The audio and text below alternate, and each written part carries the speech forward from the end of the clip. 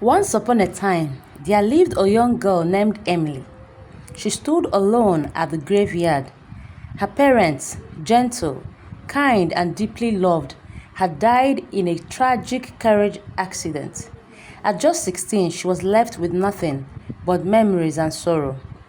With no one else to take her in, Emily was sent to live with her mother's elder sister, Aunt Margaret, a proud and sharp-tongued woman with two daughters of her own, Agatha and Beatrice. The moment Emily stepped into their grand but cold Victorian house, she knew she was not welcome. Though they lived in comfort, Emily was given no place at the table.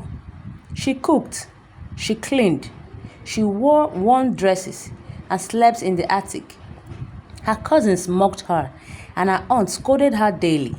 Yet through it all, Emily never raised her voice. She simply endured.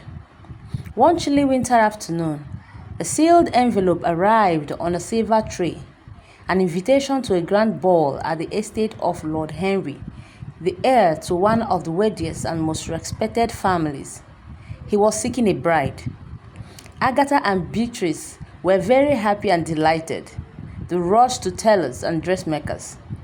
Emily, still folding laundry, barely glanced at the invitation, but her heart ached quietly. She too had once dreamed of such nights. The evening of the ball arrived. Emily had no dress, no carriage, and no invitation. But as fate would have it, an elderly woman, once helped by Emily's late mother, appeared at the servant's door with a gift, a soft, elegant gown, and shoes just her size. With gratitude in her heart, Emily slipped out quietly and made her way to the ball. When Emily entered the ballroom, all eyes turned, not because she was loud or lavish, but because her presence was calm, pure, and radiant. Her cousins didn't even recognize her. Lord Henry, handsome, in a deep blue suit, entered. He offered his hand. She hesitated, then placed hers in his. They danced, and for a moment Emily forgot every sorrow. But joy for her was not yet meant to last. From across the ballroom, Aunt Margaret saw her. With rage burning in her face, she stormed over, grabbed Emily by the wrist, and dragged her down the steps. Days after, Lord Henry arrived at Aunt Margaret's home. Dressed in formal wear, he stood proudly at the door.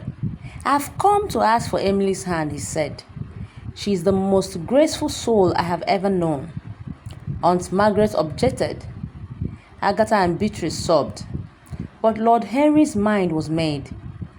Emily, now standing tall behind them all, simply said, "I will not marry for pity or escape, only for love." Henry smiled. "Then it is love." They were married in spring, in a chapel surrounded by roses. Emily, once unwanted, became Lady Emily, admired, respected, and cherished not for her title, but for her spirit. She never forgot her past. She turned her estate into a refuge for orphaned girls, so no child would ever be left in the cold, just as she was once left in the cold.